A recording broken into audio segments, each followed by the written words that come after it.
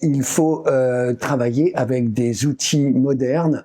Il s'avère que le 21e siècle a ce nouvel outil qui s'appelle la blockchain, qui n'est pas devenu complètement qui n'a pas connu un principe d'adhésion suffisant jusqu'à présent, mais qui est vraiment une source de pouvoir décentralisé qui, j'espère, pourra être utilisé dans de nombreux secteurs et notamment la démocratie.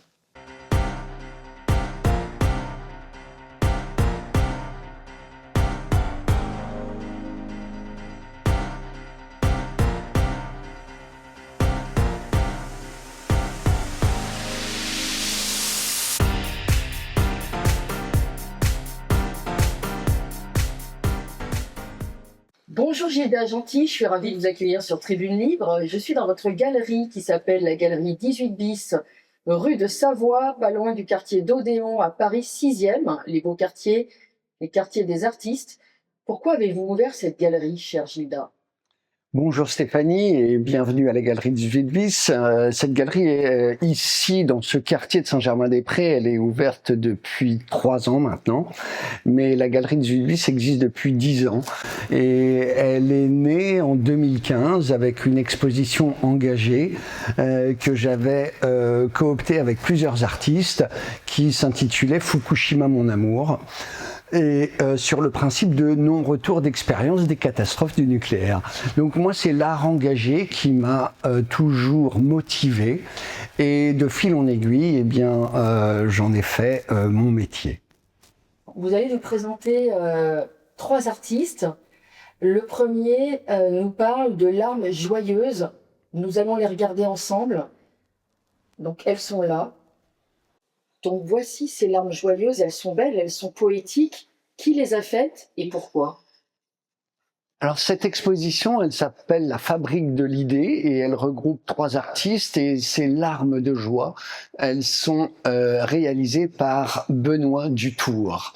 C'est pour lui l'idéal de la forme de la larme comme la forme parfaite. Et donc, il y fait de l'inclusion et elles sont faites en verre optique.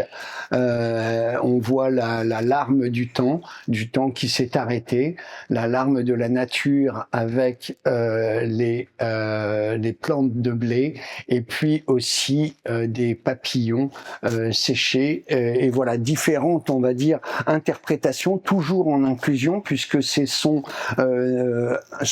instrument et sa manière d'exprimer son travail dans ce modèle des larmes de joie sur lesquelles il a des ambitions et déjà beaucoup de réussite pour les avoir intégrés dans un musée et pour aussi avoir réalisé une crèche dans l'église de la Madeleine avec des larmes de joie il y a 3 ans maintenant.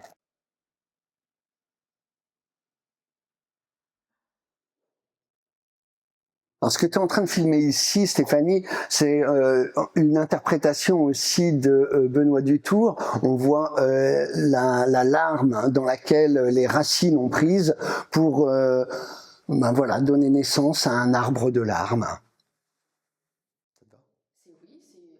C'est une allégorie de la vie, la nature ? Une allégorie, en tout cas, je sais pas comment t'en parler, mais c'est surtout la prise de racine dans la larme qui est importante pour justement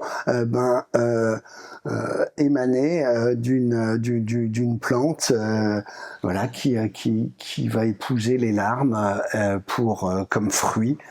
Nous quittons ces magnifiques larmes pour aller vers des formes plus cubiques, j'appelle ça comme ça. Quel artiste a réalisé cette œuvre ? C'est Yaume. Yaume, son nom de famille c'est Yaume de Saint-Phal. Il travaille sur une interprétation de l'espace et du plein. Donc c'est toujours des formes qui vont manier ces 2 états qui sont le vide et le plein. Et on voit ici une nouvelle interprétation. Et pour lui, une œuvre d'art doit être universelle, elle doit être transcendante et également anachronique. C'est ce qu'on peut retrouver principalement dans le travail de Yaume, qui fait un travail magistral, je pense, et en tout cas très vertueux et très design. Vous voyez ici, il a réalisé des pastels. Oui. De ces sculptures, qui montrent vraiment la géométrie parfaite et cet alliage du vide et du plein qu'il arrive à réaliser magnifiquement. Alors c'est une nouvelle interprétation évidemment de sa géométrie parfaite à travers donc des pastels. On a toute une série de pastels, des pastels d'or cette fois-ci, qui sur celui que tu es en train de filmer, mais on en a tout un autre panel. Ici une sculpture, son interprétation en pastel 2D. Et puis ici sur des couleurs différentes. Et alors j'aime particulièrement ce petit triptyque qui se fait sur un papier d'arche et qui est aussi un pastel, où je trouve que là il arrive à donner cette dimension et la force justement de cet alliage du vide et du plein dont il essaye d'interpréter l'existence à travers son travail. Eh ben, en fonction de l'angle du regard qu'on pose sur les œuvres de Yaume, eh bien, on peut aussi voir des surfaces qui vont disparaître et qui vont donner une impression de suspension de la sculpture dans l'air. Failing in Love, l'arme de crocodile de Felipe Villas-Boas, c'est très intriguant. On voit un œil à la Stanley Kubrick, mais c'est autre chose.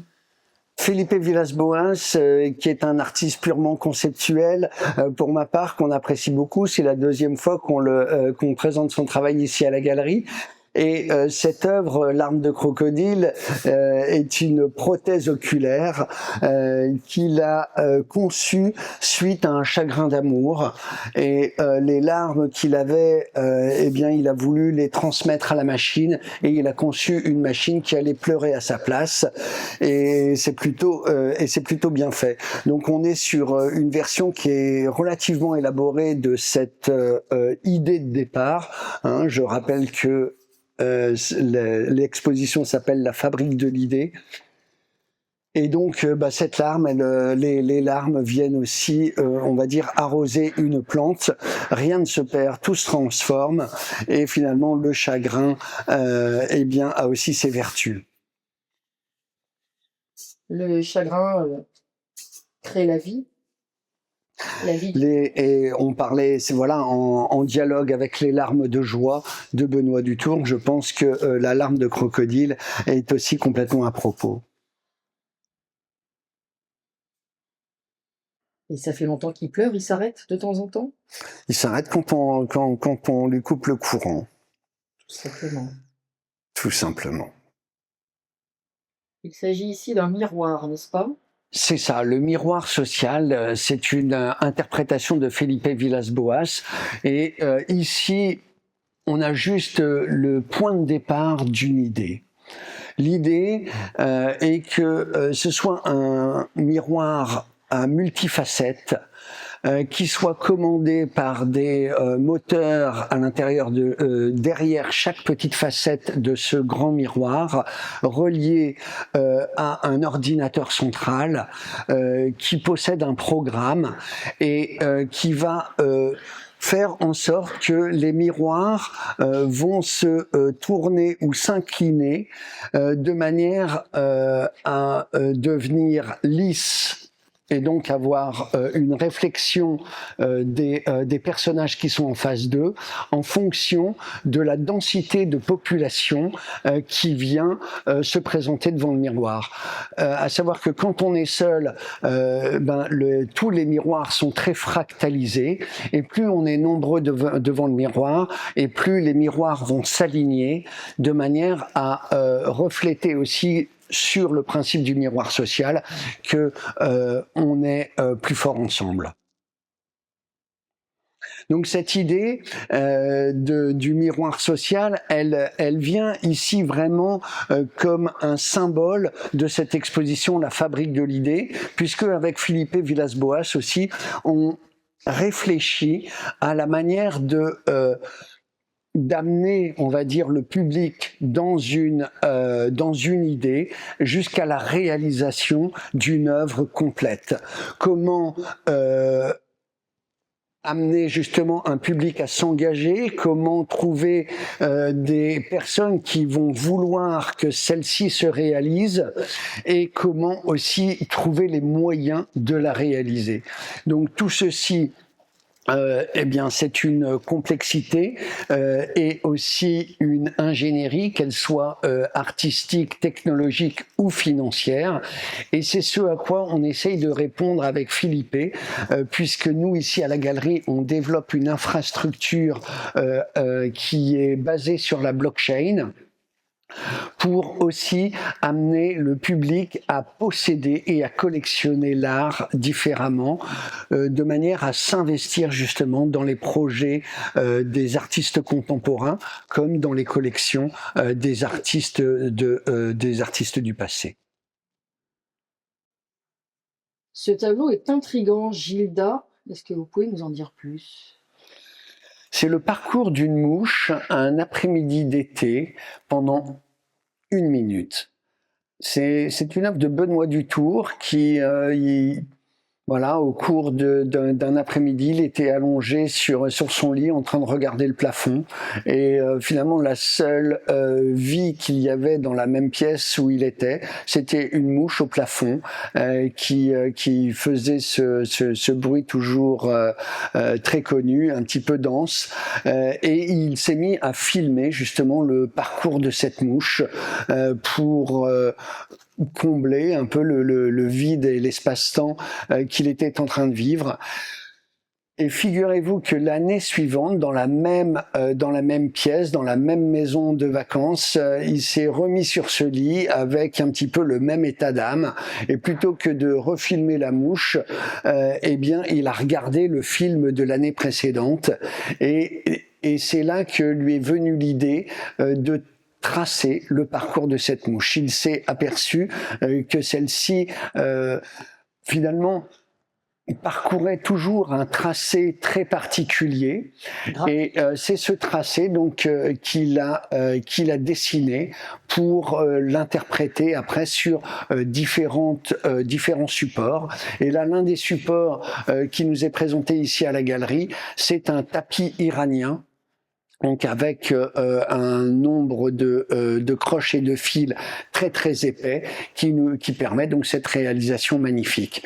Figurez-vous que ce tracé de la mouche, eh bien, il l'a réalisé, comme je disais, sous différentes formes et sur différents supports, et il y a même une personne qui se l'est fait tatouer sur l'épaule.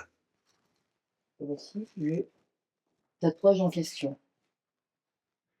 Le voici. C'est intriguant. C'est très graphique, c'est étonnant. Et qu'est-ce qui vous a fait vous intéresser à ce tableau et ce tracé de la mouche? Alors Benoît Dutour, c'est un personnage aussi fort sympathique, rempli d'idées, et il a un petit musée dans le 8e arrondissement, dans des caves. Et quand je suis allé donc à la rencontre de son musée atelier, eh bien j'ai découvert de nombreuses larmes de joie qu'il a interprétées de différentes manières, et puis aussi un petit peu différentes parties de son univers. Et j'avoue que l'univers de la mouche et du parcours de la mouche qu'il avait mis en scène dans une des pièces de son atelier atelier musée, eh bien, m'a énormément inspiré et je lui ai fait part de la volonté de l'exposer ici à la galerie au cours de cette exposition. Effectivement, j'ai fait une maîtrise d'économie internationale et financière à la Sorbonne et j'ai fini ces études en 1993. Et au même moment, puisque j'étais pas non plus féru de l'apprentissage, en tout cas scolaire, eh bien j'ai démarré un premier stage dans une société de bourse au Palais Brongniart où j'étais flashiste et fichiste, comme on l'appelle, c'est-à-dire ceux qui savent entendre les bruits des marchés à l'époque à la criée. Et puis j'ai gravi les échelons jusqu'à devenir l'un des négociateurs les plus importants de la firme pour laquelle je travaillais. Mais bon, ce monde de l'argent m'a beaucoup plu parce que je crois qu'il y avait beaucoup d'excitation aussi associée à cette activité et à ce métier auquel j'étais en train de goûter, mais aussi un petit peu d'exagération par rapport à la valeur qu'on donnait à l'argent sans d'autres valeurs plus humaines et plus constructives. Et donc j'ai fini par arrêter. Et par faire une reconversion. Et par faire une reconversion, j'ai déjà commencé par voyager et puis je suis rapidement devenu un entrepreneur, chose que je n'ai pas cessé d'être depuis donc cette première expérience professionnelle au Palais Brongniart. Et comment est arrivé l'art dans votre vie? Alors l'art, il est arrivé complètement naturellement puisque j'ai fréquenté des artistes depuis très jeune et surtout en arrivant à Paris à la fin des années 80, je trouvais que cette population d'artistes qui émanait d'une force de liberté quasi unique m'a toujours impressionné et donc je me suis dit que je voulais toujours être en contact avec cette force de liberté et ces artistes et au fil à mesure du temps évidemment ma passion, je suis devenu un petit collectionneur aussi et puis j'en ai fait mon métier pour avoir été impliqué dans des projets toujours un peu plus important au fur et à mesure du temps, jusqu'à monter ma propre galerie après avoir fait aussi un grand passage à Barcelone en 2015.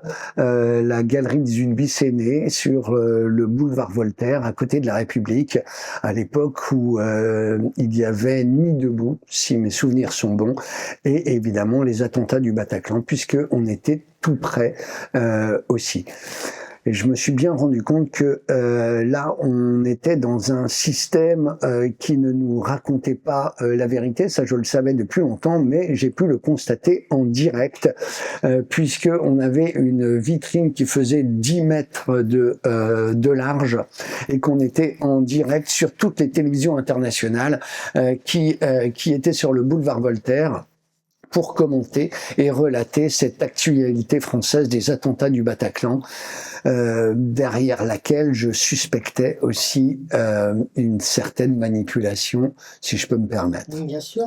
Ah bon, on peut se permettre ici à Tribune Libre. Il y a des choses qui ne coïncidaient pas avec les récits médiatiques. Il est clair que c'est une véritable catastrophe puisqu'il y a il y a eu des décès, des morts et dans des conditions véritablement tragiques. Cependant, j'ai tendance à penser, pour avoir recoupé quelques informations, que tout ceci avait été non pas organisé de A à Z, mais en tout cas facilité d'une certaine manière. Et c'est là que je me suis rendu compte, avec cette démonstration flagrante, qu'on était vraiment manipulé dans l'information qui était véhiculée et qui était finalement mondialement véhiculée, puisqu'on en avait la preuve devant la vitrine de la galerie. Et ça a influencé vos choix artistiques dans la galerie par la suite ? Alors, j'ai toujours vraiment valorisé l'art engagé, Alors, les causes d'engagement dans l'art, elles tournent aussi sur l'engagement, on va dire, que je pourrais considérer comme mainstream, hein, puisque le monde de l'art est en partie subventionné. Le monde de l'art aussi est dirigé par des grands milliardaires qui font la pluie et le beau temps et qui font même, je dirais, les goûts de tout un chacun. Et ces grands milliardaires, ils sont certainement des personnes suffisamment influentes pour aussi diriger peut-être les idées politiques dans lesquelles on vit, hein, et qui nous dirigent. Aussi, comment lutter ou comment en tout cas exister à côté de ces grands magnats de l'art qui comme je dirais font la pluie et le beau temps un petit peu dans cet univers. Eh bien, il m'a semblé, dans un marché en crise, comme celui qu'on est en train de vivre, et qui dit crise dit aussi opportunité, d'après moi, et donc cette mutation, eh ben, je la vois évoluer vers la technologie de la blockchain. Et cette technologie de la blockchain, je souhaite aujourd'hui l'intégrer dans le regard qu'on puisse porter sur l'art et intégrer auprès des artistes l'utilisation de cette technologie pour valoriser leur travail de par la certification, de par l'inviolabilité, de par l'horodatage immuable dans le temps et aussi de par son principe décentralisé. Hein, puisque on parlait justement de ces grandes fortunes qui gèrent, on va dire, même les goûts du tout un chacun. Eh bien, je pense que pour contrecarrer justement cette mainmise de l'argent sur le goût même, il faut travailler avec des outils modernes. Il s'avère que le 21e siècle a ce nouvel outil qui s'appelle la blockchain, qui n'est pas devenu complètement qui n'a pas connu un principe d'adhésion suffisant jusqu'à présent, mais qui est vraiment une source de pouvoir décentralisé qui, j'espère, pourra être utilisé dans de nombreux secteurs et notamment la démocratie. Vous disiez que les NFT ont du plomb dans l'aile. Alors, évidemment, pour moi, l'expérience NFT est juste un passage, comme un passage obligé aussi, dans une technologie qui a vocation à devenir générale et à devenir, on va dire, un principe qui va organiser les secteurs d'activité dans l'avenir. Le passage des NFT, c'est une bulle spéculative, comme on a connu la période des dot-com au début des années 2000. Eh bien, ce passage des NFT, il est l'équivalent, je pense, 25 ans après. Et on a connu effectivement des images GIF et des images JPEG qui se sont vendues à plusieurs millions. Ça a ébranlé un petit peu le marché de l'art et on va dire l'assurance qu'on pouvait avoir sur ces marchés. Mais c'était aussi l'arrivée aussi d'une nouvelle génération dans ce monde de l'art qui se sentait peut-être un petit peu exclu de l'univers des galeries, de l'univers des salons et de toute cette organisation du marché de l'art dans lequel ils ne pensaient pas avoir accès. Aussi, vu que c'est une génération qui a grandi avec l'image, eh bien, ils se sont emparés de cet univers NFT et je pense que c'est eux qui ont organisé ces fluctuations. Cependant, de cette expérience ou en tout cas de ce passage des NFT, on est maintenant sûr que cette technologie de la blockchain peut permettre de certifier une œuvre, permettre son horodatage dans le temps et donc sa valorisation dans le temps, permet aussi de prendre des décisions décentralisées et là je ferai juste une petite aparté sur la DAO, ce qui veut dire en anglais Decentralized Autonomous Organization ou une organisation autonome autonome, décentralisé, ce qui peut permettre, on va dire, une direction horizontale plutôt que la verticalité dans laquelle on baigne depuis bien trop longtemps et qui n'est pas vraiment, je crois, l'essence de la démocratie. Justement, la démocratie, on ne sait pas où elle est, si elle est, où elle existe, si elle est possible, si elle a été possible. Vous vous intéressez beaucoup aux travaux et aux actions d'Alexandre Jardin. Alors j'aime beaucoup Alexandre Jardin, déjà pour tous ses nombreux ouvrages qu'il a fait, et la thématique principale de ces ouvrages, c'est quand même l'amour, et c'est, je crois, la plus belle aventure de l'existence. Mais cependant, c'est aussi un citoyen engagé, et donc c'est quelque chose qu'on a aussi en commun. Et je sais que dans son engagement, il se bat auprès, des plus défavorisés qui connaissent des situations de plus en plus dramatiques à travers les crises continues dans lesquelles on est en train d'évoluer.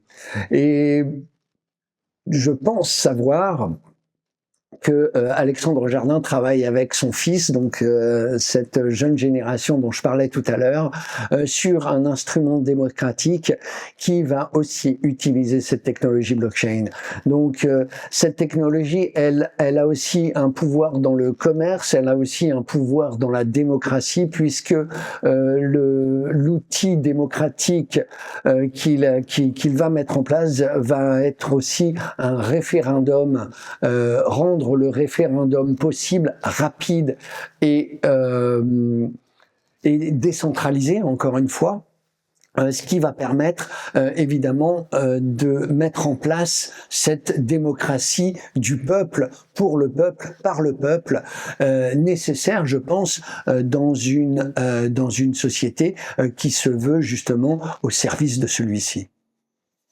Donc la technologie peut ne pas nous enchaîner. Évidemment que non. On est au XXIe siècle et je crois qu'il est éminemment important de vivre avec son temps et d'accueillir justement cette technologie. Beaucoup, il y a maintenant un quart de siècle, on criait au loup quand Internet est arrivé, et aujourd'hui, on ne pourrait pas s'en passer. Donc je pense que la technologie blockchain est exactement le même principe que l'Internet dans le passé, et que demain, on pourra l'utiliser de manière autonome, avec facilité, avec un langage aussi qui sera beaucoup plus accessible, et ce sera finalement assez naturel que d'emprunter cette voie qui est aujourd'hui un petit peu on va dire difficile à comprendre, abscon aussi pour beaucoup. Vous voyez quel avenir pour le Bitcoin ? Pour moi, le Bitcoin, je pense, comme certaines personnes, que ce sera l'instrument d'échange et l'instrument de conservation de valeur qui sera généralisé sur peut-être la planète entière. Un outil de libération ? Un outil de libération. Il faut savoir que son auteur, Satoshi Nakamoto, faisait partie aussi d'une petite organisation qui se faisait appeler les cypherpunks. Cypherpunk, moi ça me parle beaucoup, puisque dans punk c'est rebelle, cypher c'est la cryptographie, donc c'est les rebelles de la cryptographie qui, eux, dès l'arrivée, on va dire, de Facebook en 2005, ne voulaient pas du tout participer à ce mouvement. J'ai rien à cacher, donc je peux tout dévoiler sur les réseaux. Ils avaient d'ores et déjà compris que toute cette information qu'on allait diffuser de manière gratuite allait servir aux États dans un premier temps et aux méga sociétés de la data dans un deuxième temps, et c'est exactement le monde dans lequel on est en train de vivre. Vous vous intéressez à l'avenir, mais pour autant vous ne tournez pas le dos au passé. La preuve, dans votre dos justement, la belle silhouette d'un grand artiste. Un grand artiste, un grand auteur, c'est Fernando Pessoa. Et s'il est ici présent derrière mon dos, c'est parce que Felipe Villas-Boas a voulu en faire une interprétation moderne des différents personnages que Pessoa, justement, a mis en scène à travers les différents livres, des caractères dont il a parlé, ou en tout cas sur lesquels il a écrit. Et pour l'anecdote donc de cette œuvre qui est animée juste derrière nous, eh bien c'est une intelligence artificielle qui a été mise en place par l'artiste Felipe Villas-Boas pour une interprétation des différents personnages de Pessoa. Donc si vous posez une question à cette intelligence, une question personnelle ou en tout cas celle que vous voulez, eh bien vous allez avoir différentes réponses selon les caractères et les personnages qui sont évidemment bien différents dans leur approche, dans leur conception, dans leur réaction, j'irais même dans leur champ émotionnel, pour apporter des réponses évidemment qui vont être soit catastrophiques, soit positives, soit émanant d'une force personnelle et de conviction forte. Vous parlez de 18 personnages, la galerie s'appelle 18 bis. Vous avez une histoire avec le 18 ? J'ai une histoire avec le 18 bis, puisque quand on parlait tout à l'heure de la galerie et de la naissance de la galerie sur le boulevard Voltaire, on était entre le 18 et le 20, à savoir au 18 bis. Et c'est pour ça qu'on lui a donné ce nom.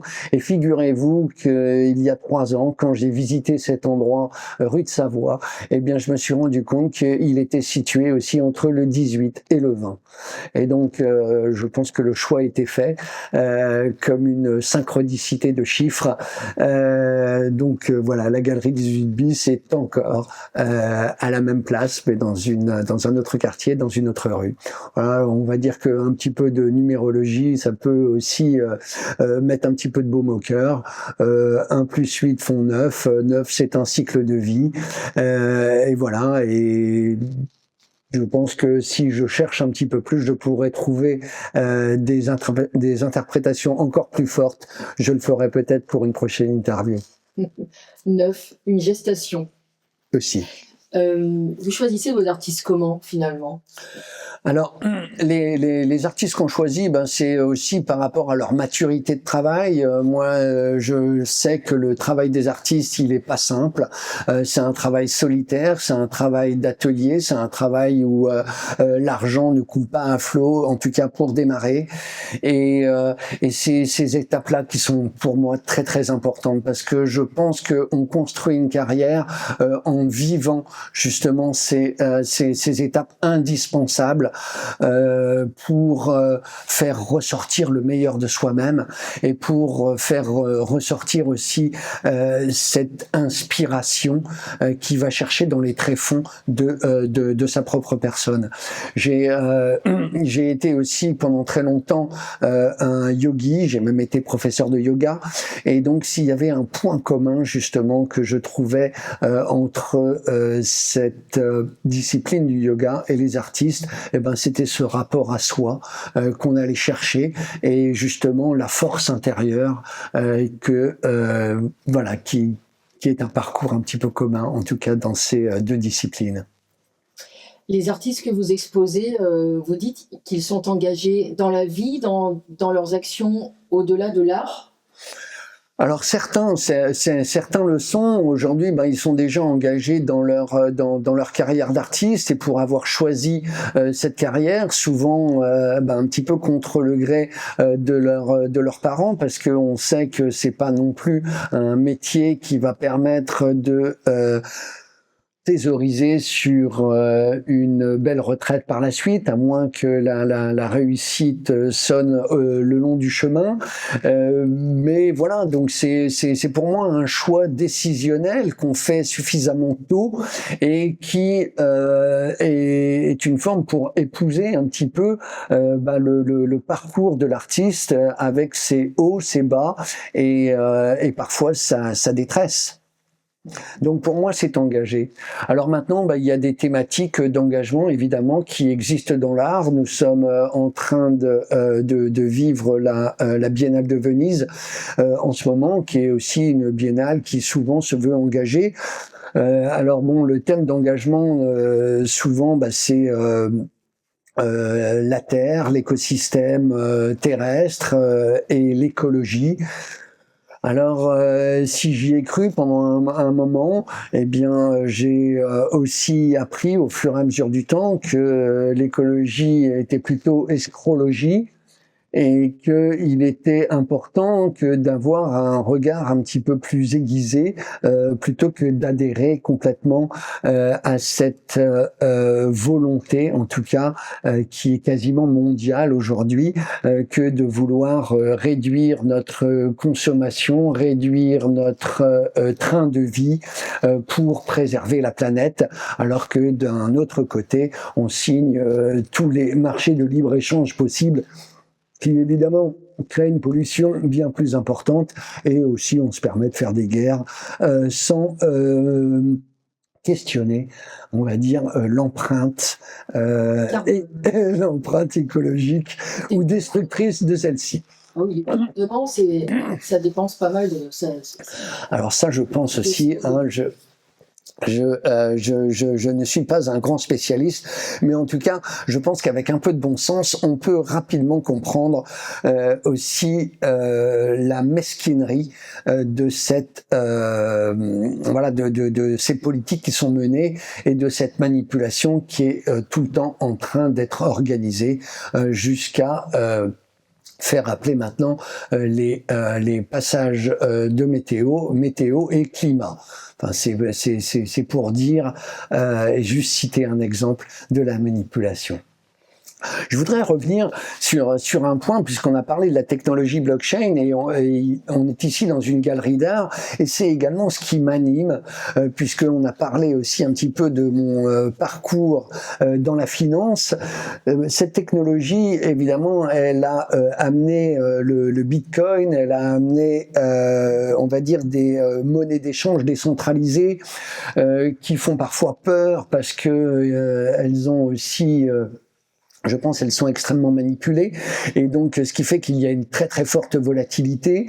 Elles ont aussi très mauvaise presse puisque les gouvernements centraux essayent de nous la faire passer comme une monnaie de trafic et une monnaie d'argent sale, alors que finalement elle a dans ses grands principes cette décentralisation qui est essentielle au pouvoir qu'on peut redonner on va dire, aux citoyens. Et je pense que la mauvaise presse qui lui est faite, elle est aussi pour manipuler un petit peu l'audience qui pourrait justement aller vers ces valeurs. Cependant, plus que des valeurs, c'est aussi une technologie qui va permettre d'échanger non plus juste des instruments financiers, mais des contrats. Et des contrats qui vont être élaborés à travers ce qu'on appelle en anglais des smart contracts ou des contrats intelligents, où on va pouvoir coder beaucoup de choses. Et aujourd'hui, comme ça peut devenir être un instrument dans la démocratie à travers, j'espère, la réussite de l'entreprise d'Alexandre Jardin, comme elle existe également aujourd'hui dans l'immobilier, et je dirais même dans les vignobles, eh bien, j'essaye à mon humble mesure de la faire rentrer aussi dans le monde de l'art et de regarder finalement le marché de l'art d'une autre manière, comme si au XXIe siècle, la jeune génération allait collectionner autrement, non plus pour valoriser, on va dire, un goût qui devrait être adopté par le plus grand nombre, mais justement pour s'accaparer l'engagement d'un artiste, l'éthique d'un artiste, le parcours de celui-ci, et avoir envie d'être à ses côtés, de participer, peut-être pas en possédant une œuvre, mais en possédant une partie de celle-ci. Et donc de se retrouver dans une communauté de pensée, de réflexion et d'envie de de s'engager auprès de la carrière d'un artiste. Et ça, je pense que c'est vraiment ce vers quoi on est en train d'aller, en tout cas ce que cette technologie va permettre. Et donc c'est un tout nouveau regard sur le commerce de l'art et on va dire sa manière d'être diffusé et d'être possédé. On peut acheter des parts d'une œuvre. Écoutez, c'est en tout cas ce à quoi je consacre beaucoup de temps, beaucoup de mes recherches et ce sur quoi je suis en train de dépenser beaucoup d'énergie avec l'équipe de la Galerie 18 bis parce que je ne suis pas seul. Qui sont les autres? Alors les autres, ma partenaire principale c'est Eva Ponti avec qui je dirige cette galerie, avec qui j'ai monté cette galerie et on travaille aujourd'hui avec un développeur qui est complètement investi dans cette idée et qui travaille d'arrache-pied depuis plus de 6 mois pour vous donner son nom. Il s'appelle Amaury Valvidia. J'espère qu'il appréciera le fait que je mentionne aussi son nom dans cette vidéo et qui croit énormément à ce projet. Voilà, il fait partie de la jeune génération qui a aussi des nouvelles aspirations et peut-être aussi des rêves de partage et de décentralisation du pouvoir. Voilà, qui j'espère nous amènera à vivre des années beaucoup plus prospères et beaucoup plus libres. Et plus démocratiques. C'est ça.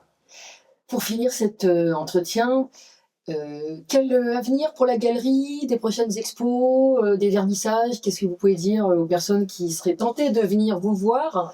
Vous êtes tout près du quartier Odéon, voilà, je l'indique. Quel avenir? Quel avenir? Eh bien, justement, c'est l'avenir, c'est que on va ici avec l'équipe de la Galerie 18 bis, eh bien, lancer pour la première fois une exposition ou une collection d'un artiste qui s'appelle André Kellier, qui a peint sur les Fables de La Fontaine.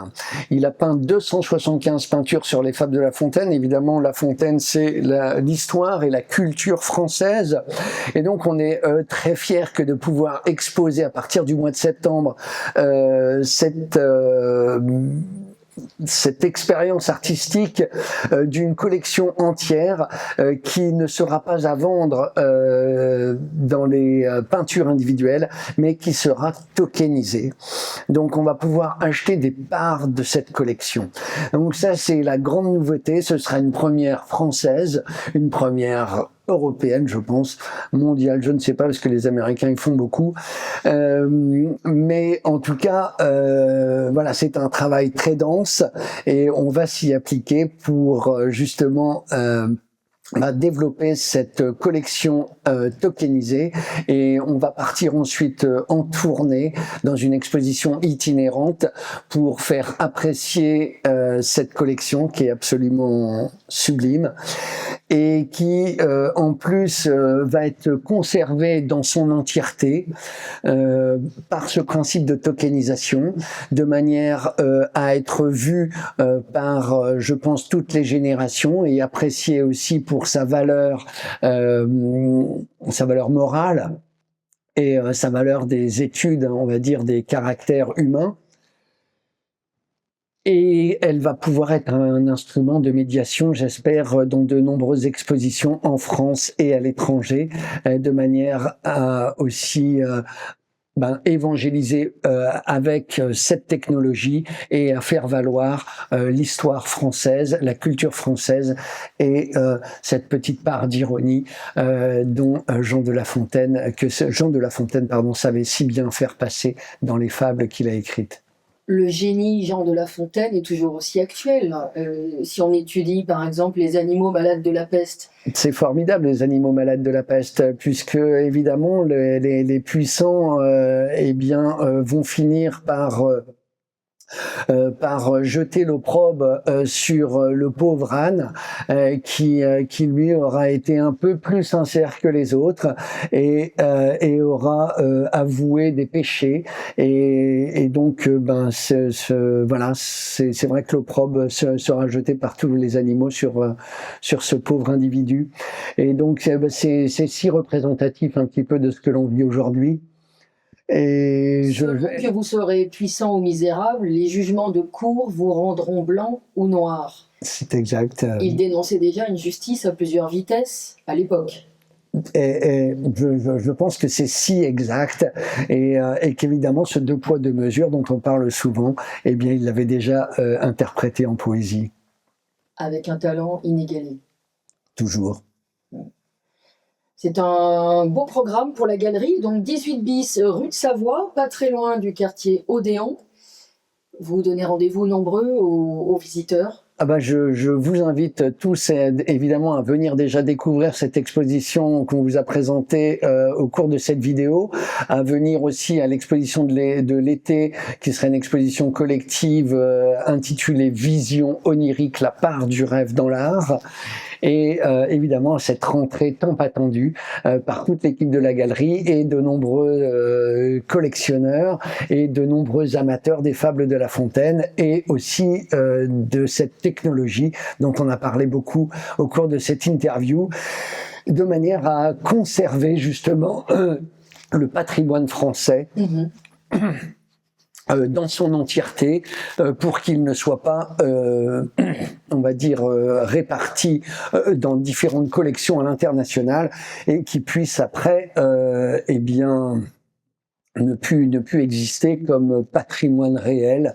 Voilà, la blockchain va permettre aussi de conserver le patrimoine dans son entièreté, de manière à ce qu'il soit diffusé, qu'il reste dans le giron justement comme une force culturelle pour, j'espère encore, de nombreuses générations et pour faire passer ce message universel de Jean de La Fontaine. Un dernier élément, avant de conclure, il y en a pour toutes les bourses, c'est possible de venir ici sans être forcément très fortuné? Évidemment, on est humble suffisamment pour avoir des prix qui sont très abordables. Cette exposition ici, elle a des prix qui sont tout à fait voilà, tout à fait modeste pour certaines pièces. Et en tout cas, sur l'exposition suivante, c'est aussi une pierre angulaire dans les négociations avec les artistes que d'avoir des prix qui puissent permettre de diffuser l'art et qui puissent permettre à toutes les bourses de pouvoir en posséder et de pouvoir profiter aussi de cette quête de la beauté qui est quand même, je pense, la grande référence de l'art, que ce soit dans le passé ou que ce soit au niveau de l'art contemporain. Et d'autant plus par la suite dans les parts de souscription patrimoniale que l'on va chercher à diffuser à travers l'exposition des œuvres de André Kellier sur les fables de La Fontaine. Il s'agira non plus d'acheter une œuvre, mais d'acheter une part de cette collection. Et là, on sera sur des niveaux de prix à 200 €, avec donc un accès à cette communauté de collectionneurs dont il va être possible de faire partie pour de nombreuses années jusqu'à peut-être son passage dans un musée dédié qui serait une belle finalité, je pense. Quand on a 200 € dans une œuvre, on ne peut pas l'exposer chez soi, on est d'accord? On ne pourra pas l'exposer chez soi, on fait partie d'un mouvement décentralisé dans laquelle évidemment on a quand même un pouvoir de décision ou en tout cas de consultation suffisant.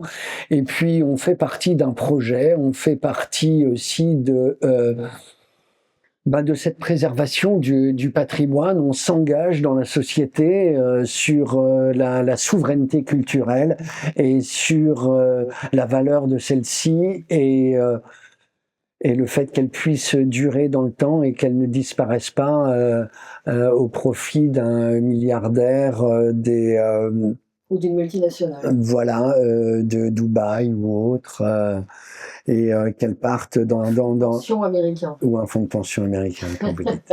C'est un peu comme la même démarche que ceux qui mettent un petit billet dans une rénovation d'un château et qui deviennent propriétaires d'un micro pourcentage du château. C'est exactement ça. C'est exactement la conservation du patrimoine, je pense, trouve aussi dans cette nouvelle organisation d'une nouvelle manière de collectionner, eh bien un dialogue évident. Sauf que pour le réaliser, on va dire dans le secteur de l'art, eh bien on va utiliser cette technologie de manière transparente, qui va permettre donc ce côté d'inviolabilité, de transparence, de décentralisation et de rapidité aussi, pour de toute façon qu'il y ait une porte de sortie, de manière à valoriser, on va dire, sa part de souscription, et peut-être même en sortir gagnant. Avec une plus-value, une petite plus-value. Si on peut parler de ces termes-là. Si tout va dans le bon sens, en tout cas, c'est une aventure collective et qui fait sens pour certaines personnes. Je pense que c'est même l'essence de cette organisation et de cette aventure qui va démarrer ici à la Galerie 18 bis à partir du mois de septembre. Au 18 bis, rue Savoie. À très bientôt. Merci à vous, Gilles Dagentil. Merci beaucoup, Stéphanie.